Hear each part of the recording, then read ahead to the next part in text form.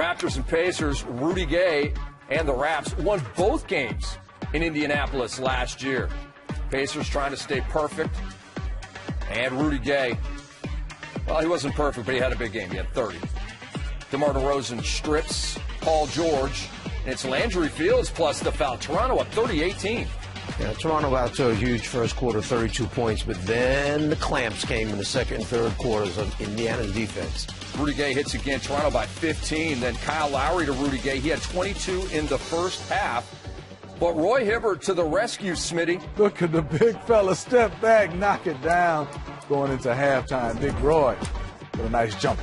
Toronto led by 2 at the break. George Hill missed the previous 3 games with a hip injury. He hits a 3. Indy leads by 3.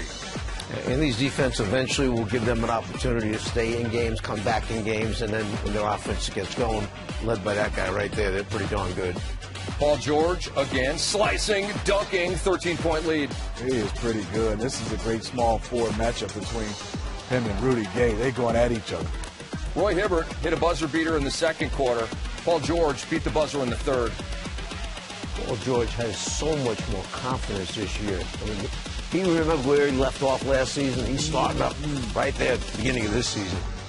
Roy Hibbert hooks it home, and Indiana remains undefeated.